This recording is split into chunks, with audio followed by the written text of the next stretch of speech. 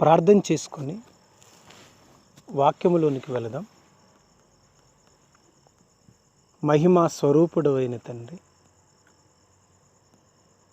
నీకున్న అపారమైన ప్రేమను బట్టి మమ్ములను నేటికి సజీవ లెక్కల్లో ఉంచి జీవము గల నీ మాటలను ఆలోచించటానికి, నీ మనస్తత్వం ఏంటో,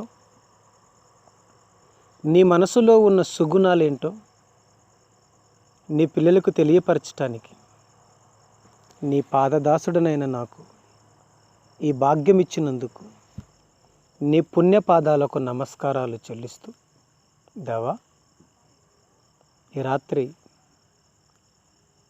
నీ పిల్లలకు నీలో పక్షపాతం ఉందో లేదో లేఖనాలు ఎత్తి నీ పిల్లలకి బోధిస్తున్నాను. చక్కగా విడమర్చి బోధించటానికి సమయోచితమైన జ్ఞానమును నాకు దయచేయండి ప్రభు. నీ పిల్లల మనోనేత్రాలు తెరువమని, ఇది మొదలుకొని మేము నీ మనస్తత్వాన్ని అర్థం చేసుకొని మరణం వరకు నమ్మకంగా నిన్ను ఆనుకొని బ్రతికే భాగ్యాన్ని దయచేయమని క్రీస్తు యేసు పవిత్ర నామాన వేడుకుంటున్నాము తండ్రి. ఆమేన్. ప్రియమైన సహోదరులారా, ఈ ప్రపంచంలో దేవుడిని నమ్మని వారు ఎక్కువ సంఖ్యలో ఉన్నారు. నమ్మిన వారు తక్కువ సంఖ్యలో ఉన్నారు. నమ్మని వారికి బొత్తిగా అర్థం కాలేదు దేవుడు. నమ్మిన వారికి కూడా దేవుడు పరిపూర్ణంగా అర్థం కాలేదు. దేవుడిని నమ్ముకోవడం తెలుసు, కానీ క్రైస్తవులకు దేవుని మనస్తత్వం తెలుసుకోవడం తెలియదు. 90% సుమ. ఒక భార్య వివాహమైన తరువాత భర్త యొక్క మనస్తత్వం ఏంటో చదువుతుంది. అలాగే భర్త భార్య ఎలాంటిదో, ఆమె యొక్క గుణగణాలు ఏంటో, ఆమె తత్వం ఏంటో పసికడతాడు, గ్రహిస్తాడు. కానీ విచారకరమైన విషయం ఏంటంటే, దేవుని నమ్మిన క్రైస్తవులు దేవుని మనస్సును తెలుసుకోలేకపోతున్నారు. ఆయన తత్వం ఎరుగక కొద్దిపాటి శ్రమలు కలిగినప్పుడు, శోధనలు వచ్చినప్పుడు, వాళ్ళ స్వాపరాధాల వల్ల కూడా వచ్చిన బాధలను బట్టి దేవుడిని నిందిస్తూ, దేవుని అవమానపరుస్తూ, దేవుడిని విడిచిపెట్టి లోకములో కలిసిపోతున్నవారు కోట్ల కొలది ఉన్నారు. ప్రపంచ క్రైస్తవులలో 370 కోట్ల మంది క్రైస్తవులు ఉంటే అందులో కోట్ల మంది క్రీస్తుని విడిచిపెట్టి వెనక్కి వెళ్ళిపోతున్నారు.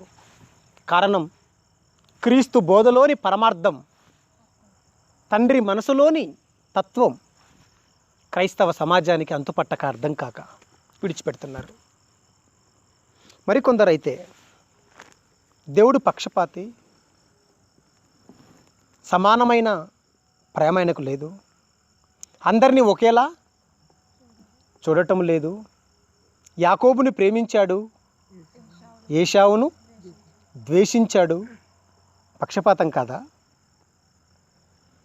ఇశ్రాయేలీయులను ఎర్ర సముద్రాన్ని దాటించాడు, ఫరో సైన్యాన్ని ఎర్ర సముద్రంలో ముంచివేశాడు. పక్షపాతం కాదా?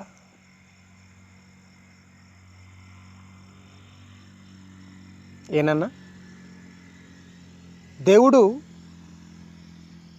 ఇశ్రాయేలీయులను రక్షించాడు, అన్యులను శిక్షించాడు. దేవుడు ఇశ్రాయేలీయుల కోసం కనాను దేశాన్ని ఇచ్చాడు, ఆ దేశంలో నివసిస్తున్న వారిని పాపం బయటికి వెళ్ళగొట్టాడు. వారిని వెళ్ళగొట్టి ఈయనందులో చేర్చాడు. దీని అర్థం ఆయనలో పక్షపాతం ఉందిగా. పక్షపాతం ఉండబట్టే అవి చేశాడు. అని ఎందరో ఈ సమాజంలో మాట్లాడడం ప్రారంభించారు. ఇప్పటికీ నెట్లో క్రీస్తు వ్యతిరేకులు, బైబిల్ శత్రువులు, ఇస్లాం సోదరులు కానివ్వండి, ఐందవ సోదరులు కానివ్వండి, శివసేన వాళ్ళు కానివ్వండి, శివశక్తి వాళ్ళు కానివ్వండి, ఈ బైబిల్కి వ్యతిరేకంగా ఏ గ్రూపులు అయితే ఉన్నాయో ఈ దేశంలో, ప్రపంచ దేశాల్లో ఉన్నారు, మన దేశం గురించి చెప్తున్నాను మీకు. మన దేశంలో కూడా దేవుడిని అపార్థం చేసుకున్న వారు ఎందరో లేకపోలేదు. బైబిలు దేవుని నిజస్వరూప స్వభావాలు అని కరుణాకర్ సుగుణ అనేటువంటి ఒక అబ్బాయి ఈ భారతదేశంలో ఒక బుక్ రాయటం, అతని అనుచరులు ఎందరో ఆ బుక్కులు పంచిపెట్టడం, ప్రసంగాలు చేయటం, ఎన్నో ఛానల్లో మాట్లాడటం, యూట్యూబ్ ఛానల్లో మాట్లాడటం మనం చూసాం. వీళ్ళంతా ఎందుకు ఇలా మాట్లాడారు అని అంటే, ఒకటి, దేవునిలో పక్షపాతమైన ఉండాలి, లేదంటే మనిషికి అర్థం కాకుండా అయినా ఉండాలి. ఈ రెండు కారణాలలో ఏదో ఒకటి రైటు, అంతే కదండి. మరి దేవుడిలో పక్షపాతమైన ఉండాలి, లేదంటే వీళ్ళకి అర్థమైన కాకపోయి ఉండాలి.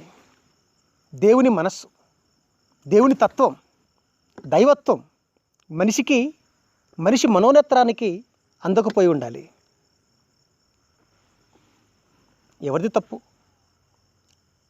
చెబుతున్న వారిది తప్ప? నిజంగా దేవుడిలో పక్షపాతం ఉందా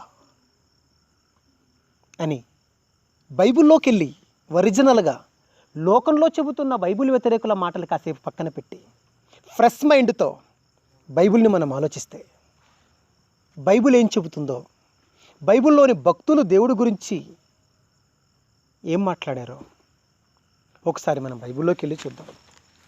దినవృత్తాంతముల 2వ గ్రంథము 19వ అధ్యాయము 7వ వచనం. దినవృత్తాంతముల 2వ గ్రంథము 19వ అధ్యాయము 7వ వచనము. యెహోవా భయము మీ మీద ఉండునుగాక అని రాజైన యెహోషాపాతు ఈ మాట అధిపతులకు, న్యాయాధిపతులకు ఈ మాట చెప్తున్నాడు, అధికారులకు చెప్తున్నాడు. యెహోవా భయం మీ మీద ఉండునుగాక, హెచ్చరికగా నుండండి, హెచ్చరికగా నుండి తీర్పు తీర్చండి. ఎందుకంటే మన దేవుడైన యెహోవా యందు ఏమి లేదు, దౌష్టము లేదు. తర్వాత ఆయన పక్షపాతి కాడు. మనుషులకి తీర్పు తీరుస్తున్న న్యాయాధిపతులకే ఒక రాజు వేసిన ఆర్డర్ ఏంటో తెలుసా? యూదయా దేశాన్ని పరిపాలిస్తున్న ఆసా కుమారుడైన యెహోషాపాతు రాజు మాట్లాడుతున్నమాట. మీరు తీర్పు తీర్చేవారు హెచ్చరికగా ఉండి యెహోవా భయం కలిగి న్యాయంగా తీర్పు తీర్చండి. ఎందుకంటే యెహోవా దేవుడు, ఆయన యందు దౌష్టము లేదు, ఆయన పక్షపాతి కాడు. ఆలోచించండి. అంటే ఒక మనిషిని పక్షపాతము చూపకండని చెప్పే దేవుడు పక్షపాతంతో తీర్పు తీర్చకండి, ఎవరి పట్ల పక్షపాతం చూపకండి అని చెప్పే దేవుడిలో పక్షపాతం ఉంటుందంటారా? ఉండదు. ఒక రాజు అంటున్న మాట ఏంటంటే ఆయన పక్షపాతి కాడు, లంచము పుచ్చుకొనువాడు కాడు. ఒక మంచి ఇన్ఫర్మేషన్, దేవుని మనస్సులో ఉన్నటువంటి ఇన్ఫర్మేషన్ రాజైన యెహోషాపాతు మనకి ఇక్కడ ఇచ్చాడు. పక్షపాతం మైండ్లో లేదు అని బయటపెట్టాడు. లేదన్నాడు ఆయన. అలాగే అపోస్తుల కార్యాలు మీ అందరికీ తెలుసు. క్రొత్త నిబంధనలో పేతురు గారు ఏమంటున్నారో 10వ అధ్యాయం అపోస్తుల కార్యాలు 34వ వచనాన్ని చదువుదాం. దేవుడు పక్షపాతి కాడని మాట్లాడుతున్నాడు పేతురు. కొర్నేలి ఇంట్లో ఉండి మాట్లాడుతున్నాడు. దేవుడు పక్షపాతి కాడని నిజముగా గ్రహించి, అంటే పేతురు ఏం గ్రహించినాడు? దేవుడు పక్షపాతి కాడు అని నేను గ్రహించేశాను అన్నాడు పేతురు. అంటే పేతురు ప్రసంగంలో మనకేం కనబడుతుంది? దేవుడి గురించి పక్షపాతి కాడు అని పేతురు కూడా చెప్పడం జరిగింది.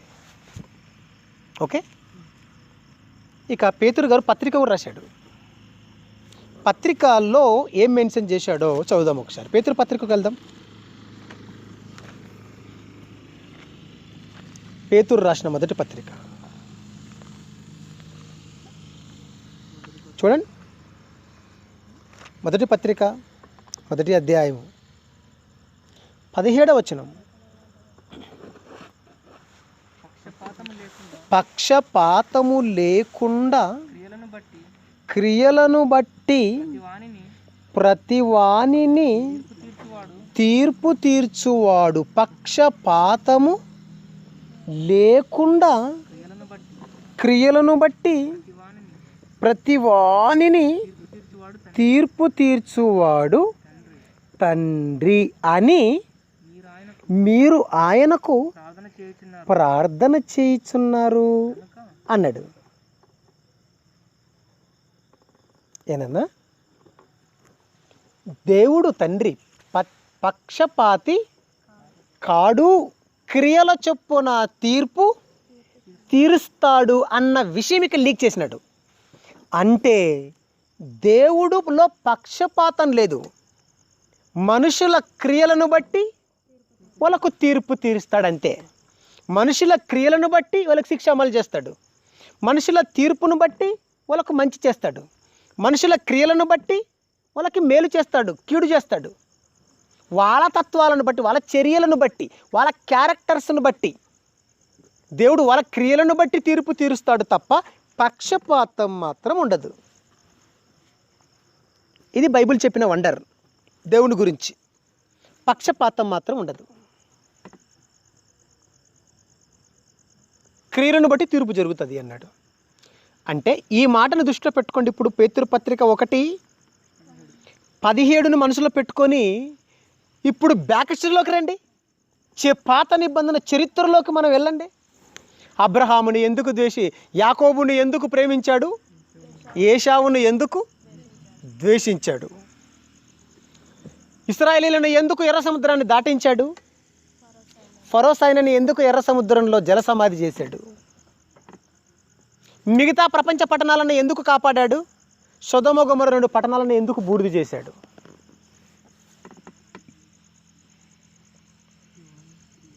జలప్రలయం చేత భూప్రపంచాన్ని ఎందుకు ముంచేశాడు? భూజనులందరినీ. నోవాహు కుటుంబాన్ని మాత్రం ఎందుకు కాపాడాడు? వాళ్ళ క్రియలను బట్టి అని మనకు అర్థమవుతుందిగా. అంటే క్రియలను బట్టి దేవుడు మనిషికి తీర్పు తీర్చేవాడు తప్ప పక్షపాతం మాత్రం దేవుని మనసులో లేదు. ఎంత మంచి మనసు ఉందో దేవుడికి. మహానుభావుడు యేసుక్రీస్తు ఈ లోకానికి వచ్చి కొండ మీద ప్రసంగంలో చెప్పాడు. దేవుడికి పక్షపాతం లేదు అనటానికి ప్రాక్టికల్గా చూపించాడు. పక్షపాతం ఉన్నవాడు ఇవి చేస్తాడా? ఇవి చేశాడంటే పక్షపాతం లేకుంటేనే ఇవి చేయగలడు అని యేసు ప్రభు ప్రాక్టికల్గా ప్రకృతిని చూపించి ఆయనలో పక్షపాతం లేదని నిరూపించాడు. మత్తయి సువార్త 5వ అధ్యాయం. మత్తయి సువార్త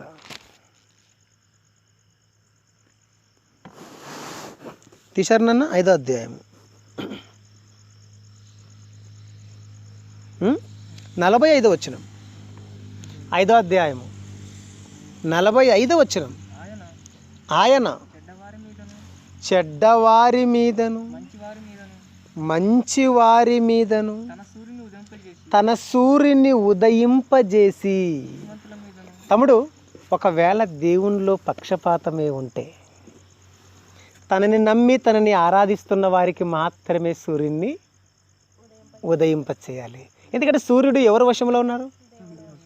చంద్రుడు ఎవరి వశంలో ఉన్నాడు? మరి దేవుని నమ్మని వారికి సూర్యుని ఇయ్యొచ్చా దేవుడు పక్షపాతం ఉంటే? చెడ్డవారి మీదను మంచివారి మీదను తన సూర్యుని ఉదయింపచేసి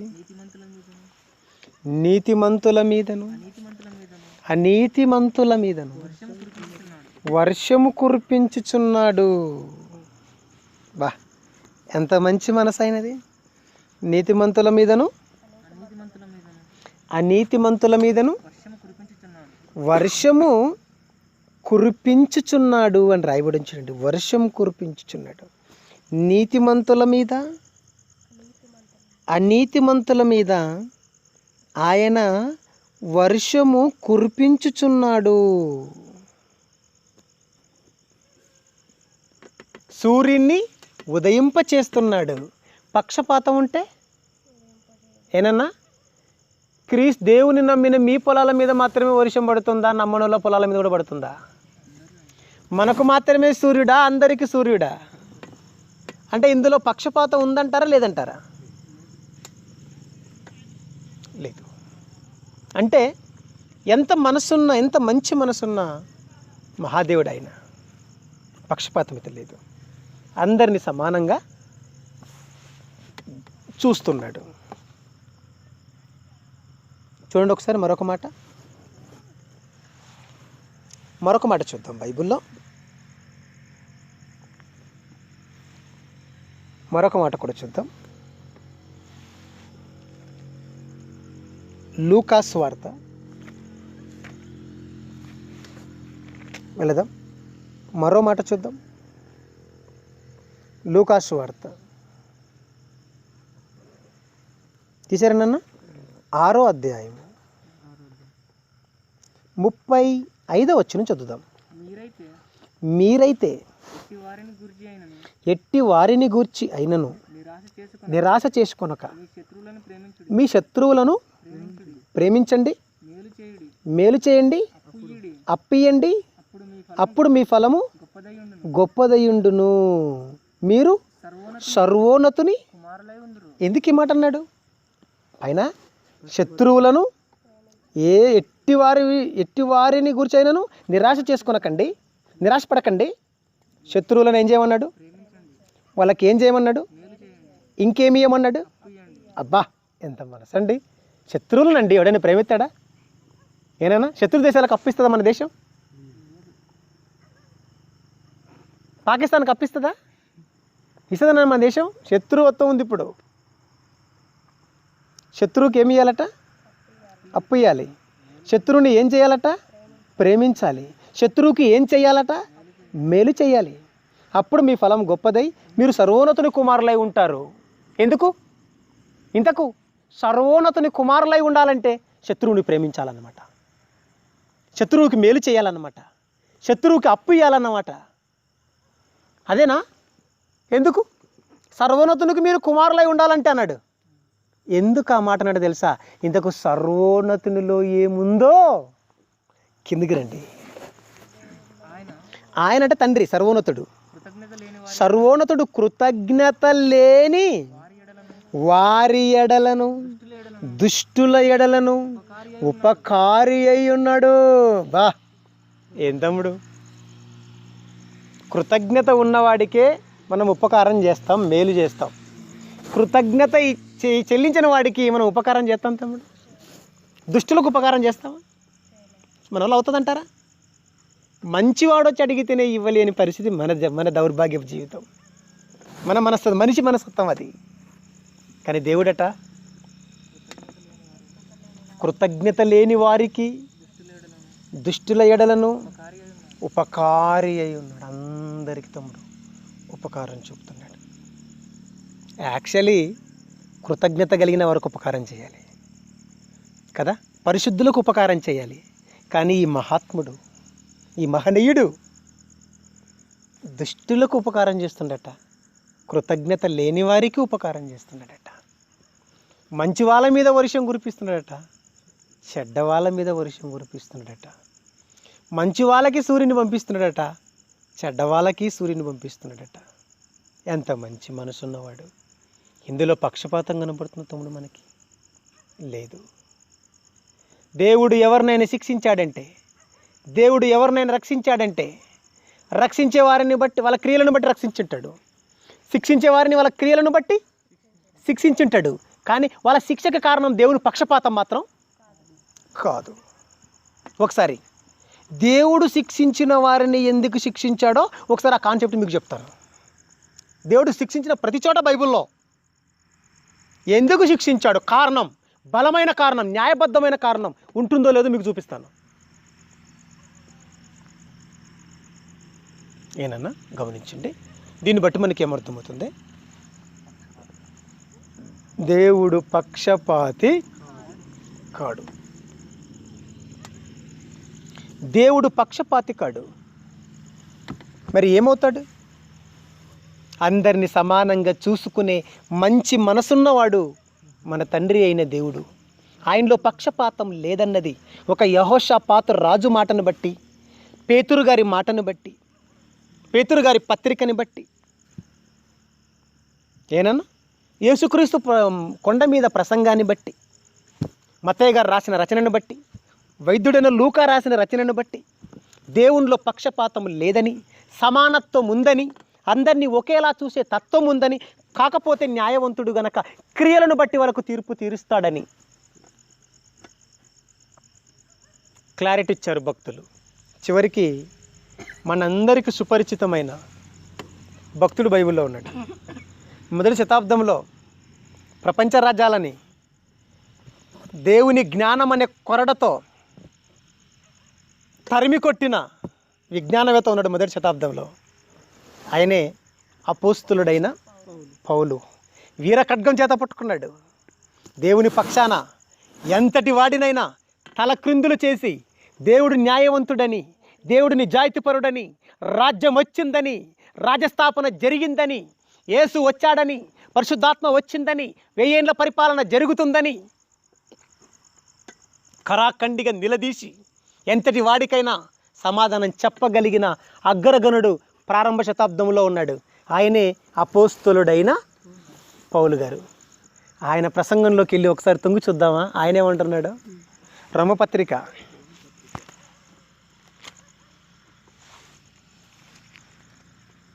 రోమపత్రిక 2వ అధ్యాయం,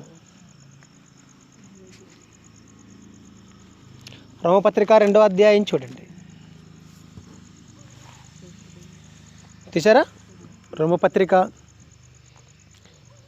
2వ అధ్యాయము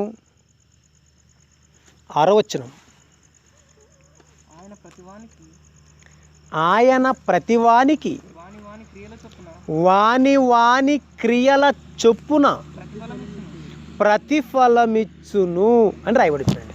వాని క్రియల చొప్పున ఆయన ప్రతిఫలం ఇస్తాడు. అంతే, క్రియలను బట్టి ఉంటుంది. అంతే. నీకు పెద్ద అని, చిన్న అని, ముందు పుట్టాడని, వెనక పుట్టాడని కాదు. అధికారి అనధికారి, ఉన్నవాడు లేనివాడు, పేదవాడని కాదు. పురుషుడు స్త్రీ అని కాదు. యేసుక్రీస్తు అయినా, పరిశుద్ధాత్ముడైనా, తండ్రి విషయంలో చెప్తున్నాను మీకు, యేసుక్రీస్తు అయినా, పరిశుద్ధాత్ముడైనా, ఆదామైనా, నోవాహైనా, హేబేలైనా, నేడున్న సునీల్ అయినా, అనిల్ అయినా, సురేష్ అన్నైనా, యశ్వంత్ అయినా, సాత్విక్ అయినా, మనం అందరం ఎవరైనా పక్షపాతం అనేది లేదు. క్రియలను బట్టి నీకు తీర్పు, క్రియలను బట్టి నీకు ఫలం, క్రియలను బట్టి నీకు మంచి జరుగుతుంది. అందుకే ఒక చక్కటి విషయాన్ని తిమోతి గారికి చెప్తాడు పౌలు. ఒకసారి చూద్దాం, తిమోతి గారికి చూద్దాం. తిమోతి గారికి ఏం చెప్తున్నాడో ఆ మాట చూద్దాం. చూడండి, 2వ పత్రిక 2వ అధ్యాయం 12వ వచనం. సహించిన వారమైతే యేసుక్రీస్తుతో కూడా పరలోకాన్ని ఏలుదుము. ఆయనను ఎరగమంటే మనలను ఆయన కరెక్ట్. అది దేవుని ఎరగమంటే నేను ఎరగనంటాడు. అది అంతే. తర్వాత మనము నమ్మదగని వారమైనను ఆయన నమ్మదగిన వాడుగా ఉండును. ఓకే, సెన్సెషనల్ వర్డ్ ఉపయోగించాడు ఇక్కడ. ఆయన తన స్వభావమునకు విరోధముగా ఏదియు చెయ్యలేడు. చెయ్యడు కాదు, చెయ్యలేడు వేరు, చెయ్యడు వేరు. చెయ్యడు అంటే చెయ్యడు, చెయ్యలేడు అంటే అది సాధ్యము కాదు అని అర్థం. పౌలు గారి మాటలు చూడండి ఎలా ఉన్నాయో. క్రియలను బట్టి తీర్పు.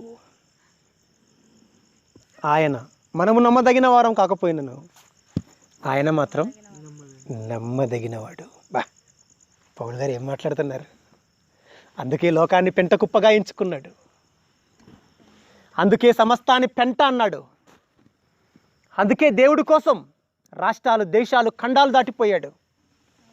కొన్ని రోజులు సూర్యుడు, నక్షత్రాలు కనపడలేదట సముద్రంలో ప్రయాణిస్తుంటే పౌలు గారికి. దిగంబరుడై సముద్రంలో బట్టలు లేక దిగంబరత్వంతో వణికిపోయాడట పౌలు గారు. ఆ చీకటి, అగాధ సముద్రాలలో ఆ ఓడ మీద మహానుభావుడు నలిగిపోయాడయ్యా. అనుమానం రాలేదు, అపనమ్మకం రాలేదు. ఉన్నాడు దేవుడు, పక్షపాతి కాడాయన. ఆయన స్వభావానికి విరోధంగా ఏది చెయ్యలేడాయన. ఆయన మంచివాడు. మనము నమ్మదగిన వారం కాదు, కానీ ఆయన మాత్రం నమ్మదగినవాడు అని ఎరిగినవాడు, గొప్పవాడు, మరణం వరకు నమ్మకంగా జీవించినవాడు. వెళ్ళిపోతూ తిమోతికి ఒక అమూల్యమైన మాట చెప్పి, అంటే అతని ప్రాణం ఉన్నంత వరకు దేవుడి కోసం జీవించటానికి ఊపిరి పోసే మాట చెప్పి అతని ప్రాణం, ఆయన ఊపిరి విడిచాడు. అదే ఇప్పుడు మనం చదువుతున్నాం. తిమోతికి రాసిన 2వ పత్రిక 4వ అధ్యాయము 5-6 వచనాలు చదువుదాం. తిమోతి, నీవు అన్ని విషయములలో మితముగా ఉండుము, శ్రమపడుము, సువార్తికుని పని చేయి, నీ పరిచర్యను సంపూర్ణంగా జరిగించు బిడ్డ. నేనిప్పుడే పానార్పణముగా పోయబడుచున్నాను. నేను వెడలిపోవు కాలము సమీపమై ఉన్నది. మంచి పోరాటము పోరాడి తిని, నా పరుగు కడముట్టించి తిని, విశ్వాసము కాపాడుకొంటిని. ఇక మీదట నా కొరకు నీతి కిరీటముంచబడి ఉన్నది. నాకే కాదు ఆ దినమున నా వలే మంచి పోరాటం పోరాడి, వెడలిపోయే కాలం వరకు పోరాడి మంచి పోరాటం పోరాడి విశ్వాసం కడముట్టించేంత వరకు, విశ్వాసమును కాపాడుకొని, పరుగు కడముట్టించుకునేంత వరకు విశ్వాసాన్ని కాపాడుకొని నమ్మకంగా నా వలే బ్రతికిన వాడు నాకే కాదు, ఆ దినమున నీతిగల న్యాయాధిపతి అయిన ప్రభు అది నాకు మాత్రమే కాకుండా నాకు మాత్రమే ఇస్తాడు అనుకోకూడదు తిమోతి. పౌలు గారికి మాత్రమే గొప్ప సేవ చేశాడు, ఆయనకు మాత్రమే ఇచ్చాడు అనుకోకో. నువ్వు చేస్తే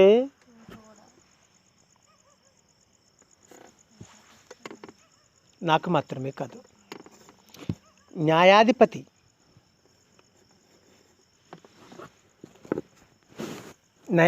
అయిన ప్రభు అది నాకు మాత్రమే కాకుండా తన ప్రత్యక్షతను అపేక్షించు వారికి అందరికీ అనుగ్రహిస్తాడు. అందరికి ఇస్తాడా తమ్ముడు? అందరికి ఇస్తాడు. పరలోకం అందరికి ఇస్తాడా? అధికారం అందరికి ఇస్తాడా?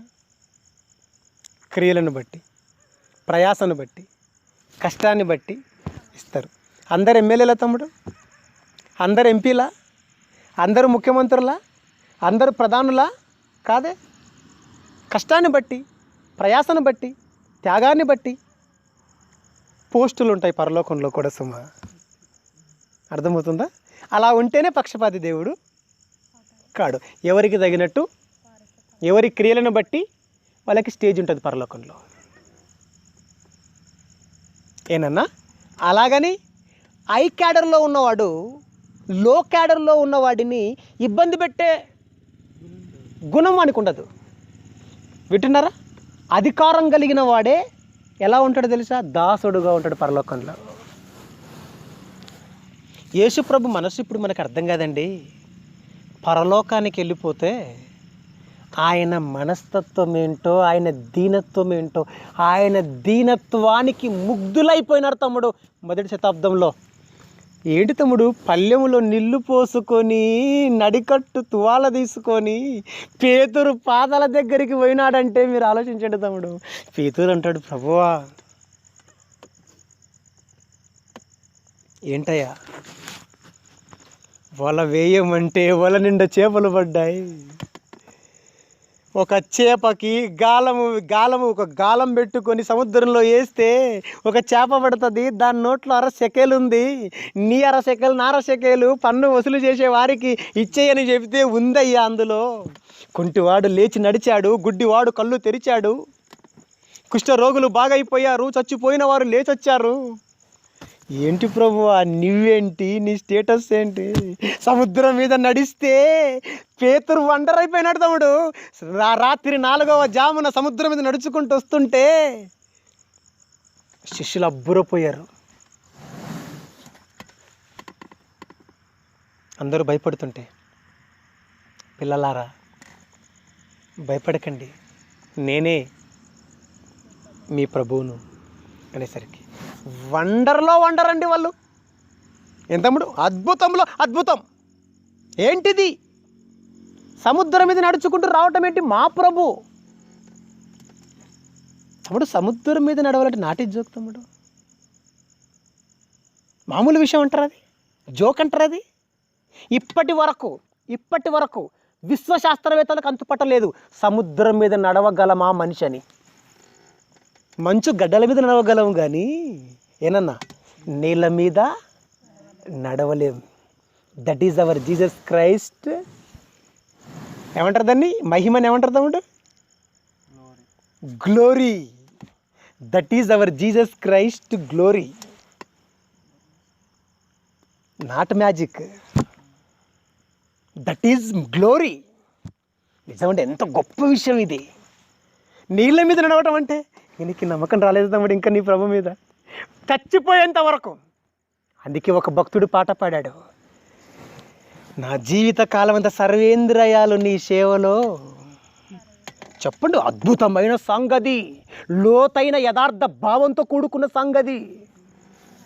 సర్వేంద్రియాలు నీ సేవలో అలసి సొలసి పోవాలి. అబ్బా ఆ పాట పాడుతుంటే నేను ఆ పాటకు మనసిచ్చానండి, నా మనసును గుచ్చారండి అన్న చెల్లెళ్ళు.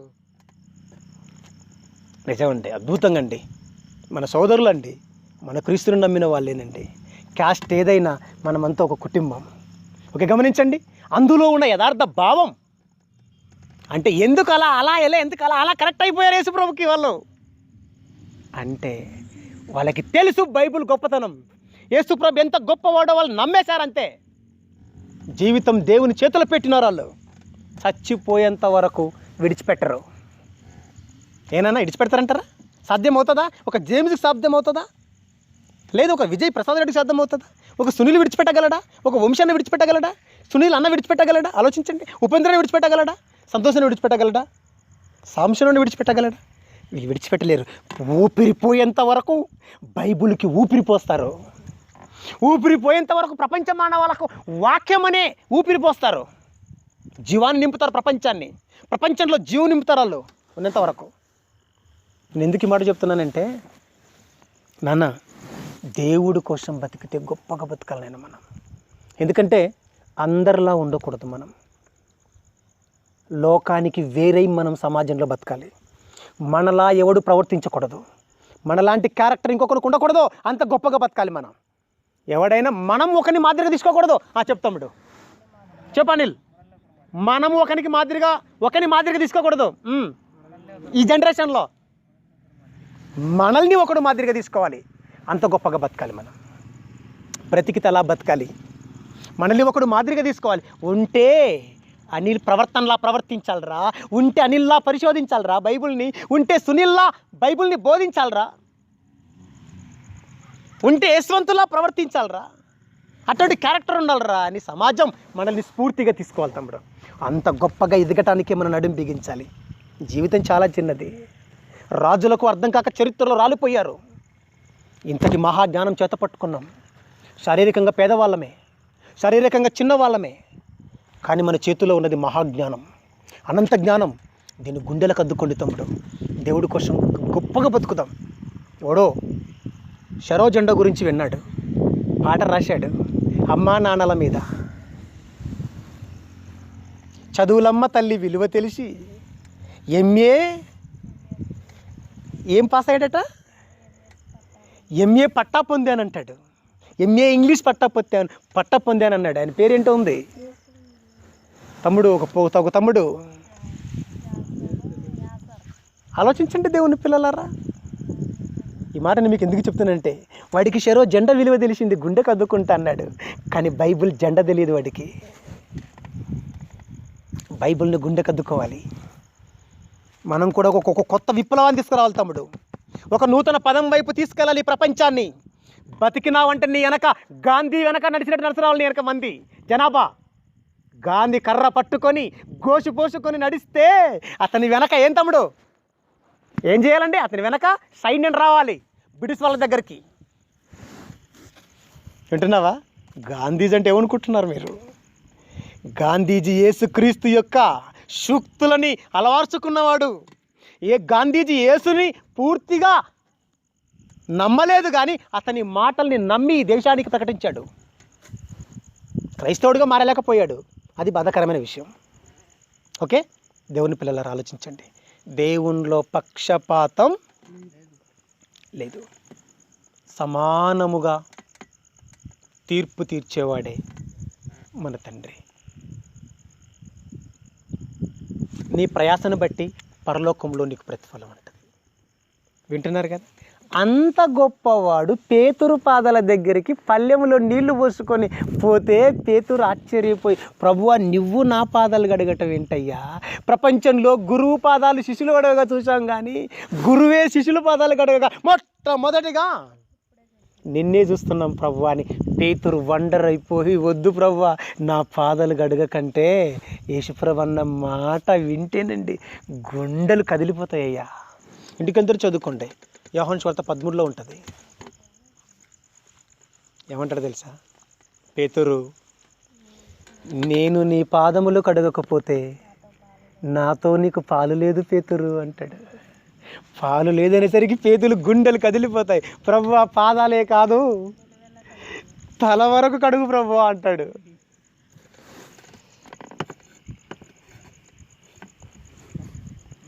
పక్షపాతి దేవుడు కాడు, నిర్పక్షపాతి మన తండ్రి అయిన దేవుడు.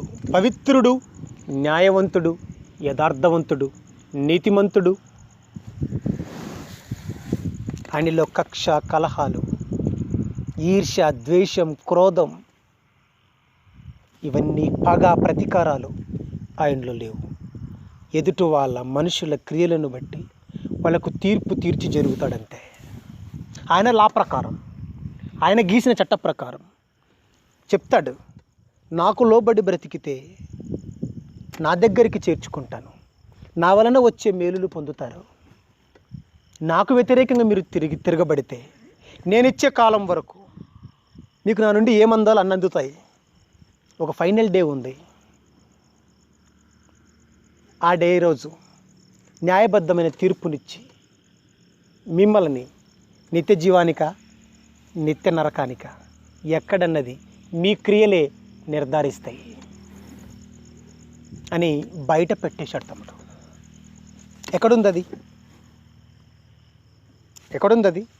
మీ క్రియలే నిర్ధారిస్తాయని ఎక్కడుంది బైబిల్లో అని అంటే, చూడండి తమ్ముడు, చూస్తారా? ముగించుకుందామా?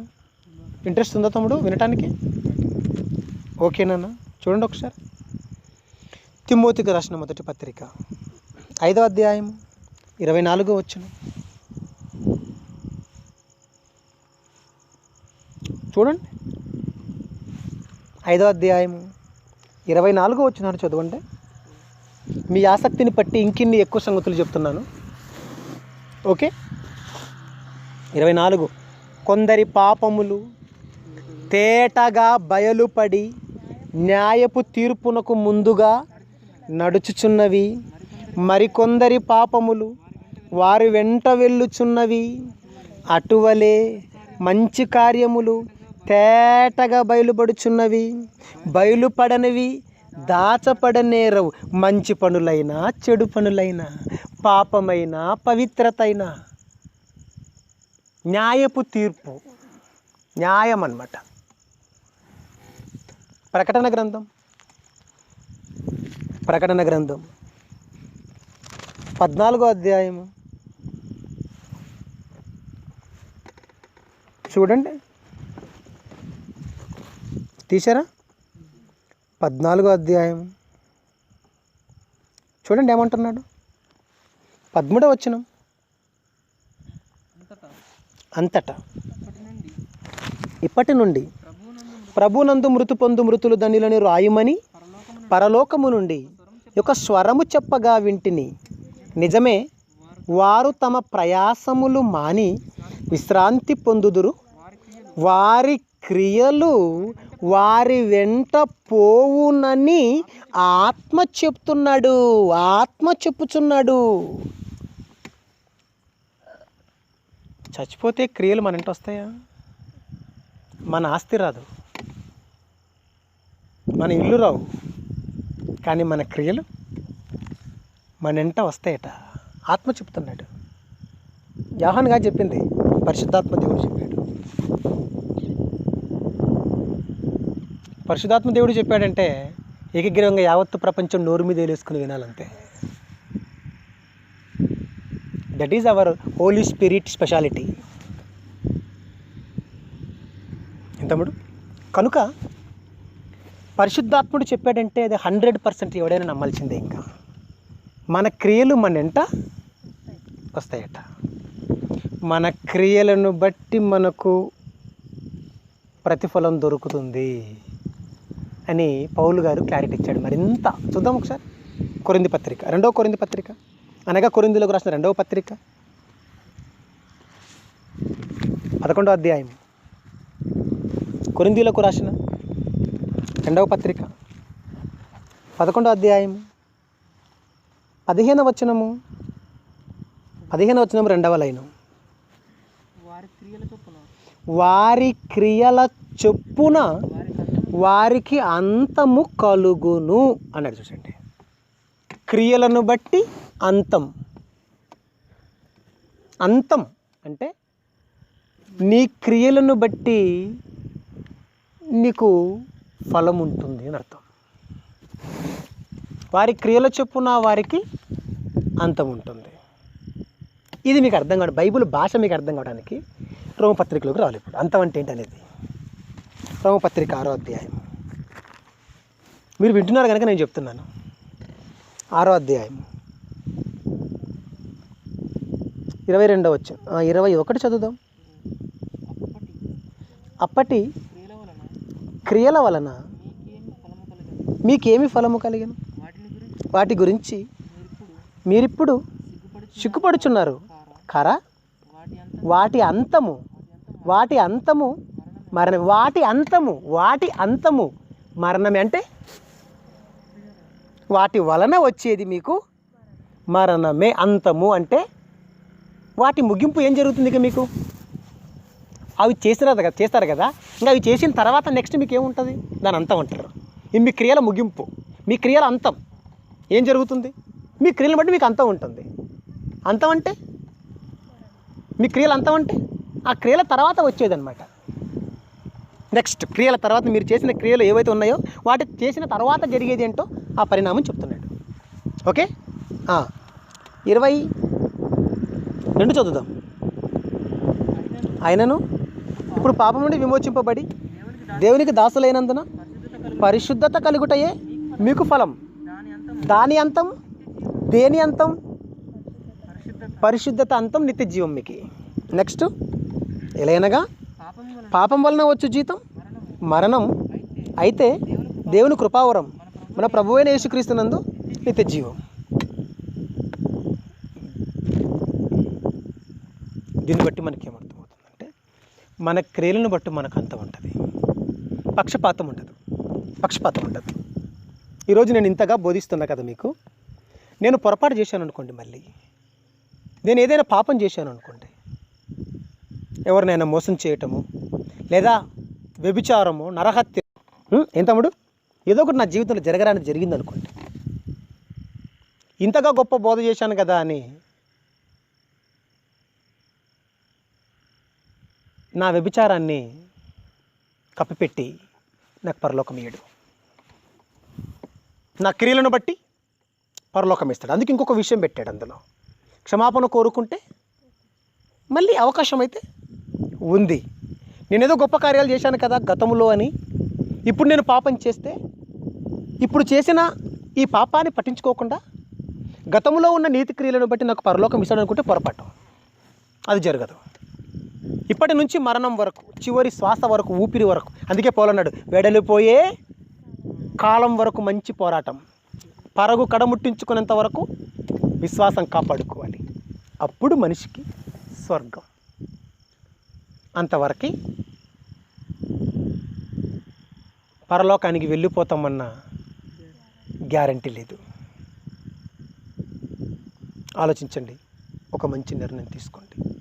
ఎంతోమంది భక్తులు దేవునిలో పక్షపాతం లేదని, దేవుడు మంచివాడని, దేవుడు నీతిమంతుడని, దేవుడు యథార్థవంతుడని, మహానుభావుడు గొప్పవాడు దేవుడని నమ్మి దేవుని కోసం మరణం వరకు పవిత్రంగా బ్రతికి వాళ్ళకున్న ఆస్తుల ఇండ్లు అమ్మి వాళ్ళ ప్రాణాలు వడ్డి ఈ భూమిని విడిచిపెట్టయితే వెళ్ళిపోయారు. మనం కూడా ఈ కాలంలో తమ్ముడు దేవుడిని నమ్మితే, దేవుడు మంచివాడని మనం నమ్మితే, దేవుడు మనకి పరలోకం ఇస్తాడని నమ్మితే, నరకం తప్పిస్తాడని నమ్మితే తప్పకుండా దేవుడు మనల్ని తన లోకానికి మనల్ని చేర్చుకుంటాడు. దేవుని గురించి మనకు అర్థమైనది చాలా గోరెంతే, దేవుని గురించి మనకు అర్థం కానిది ఇంకా కొండెంత ఉంది. అది ఎప్పుడు అర్థమవుతుంది అంటారా? ఇక్కడ నుంచి షిఫ్ట్ అయిపోవాలి మనం పరలోకానికి. అప్పుడు పరిపూర్ణమైన దైవత్వం యొక్క సర్వ పరిపూర్ణత ఏంటో మనకి అర్థమవుతుంది.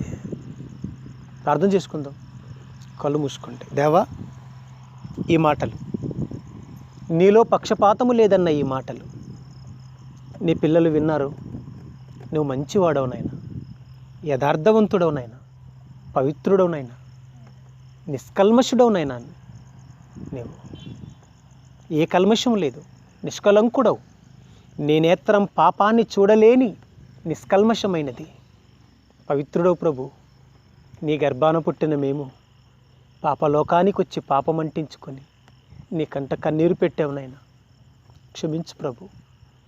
మిగిలిన కాలములో నీ కోసం ఉన్నతంగా బ్రతుకుటకు మమ్మల్ని రేపండి దేవా. సోదరులు తమ్ముడు యశ్వంతుని, అనిల్ని, సునీల్ని, యోషపన్నను, మల్లేష్ను, రవిని, రవితేజను, దేవా, ఉషేరును, రాజును మొదలగు ఎంతోమంది నీ పిల్లలు నీ వాక్యానికి ముగ్ధులై ప్రతినిత్యము నీ వాక్యం నేర్చుకుంటూ దేవా, నీ వాక్యమే, నీ మాటలే వాళ్ళ ఊపిరిగా భావించుకొని తండ్రి, నీ పిల్లలు ప్రతి సాయంకాలం ఊరు బయట ఉన్నటువంటి మందిరము దగ్గరికి వచ్చి నీ పిల్లలు నా ద్వారా నీ మాటలు విని వాళ్ళ ఆత్మీయ జీవితాలను కాపాడుకుంటూ స్థిరపరుచుకుంటూ నీ పట్ల మరింత నమ్మకాన్ని పెంచుకుంటూ నీ కోసం బ్రతకాలని, ఉన్నతంగా జీవించాలని ఉన్నతమైన భావాలతో నీ పిల్లలు కదులుతుండగా కృప చూపండి. నీ పిల్లలని సాతాను తండ్రి, దుర్మార్గుడైన అపవాది కాటు వేయకుండా నీ పిల్లల్ని కాపాడుమని నీ కరుణగల చేతులకు అప్పగిస్తున్నాను. వెళ్తున్న నీ పిల్లలకి తోడుగా ఉండండి, నిలుస్తున్న మాకు తోడుండండి. ప్రభురా కాలుష్యమైతే బ్రతుకుంటూ ఉంటే మరలా మేము రేపు కలుసుకునే భాగ్యాన్ని దయచేయమని యేసుక్రీస్తు పవిత్ర నామాన్ని ప్రార్థన సమర్పిస్తున్నాం తండ్రి.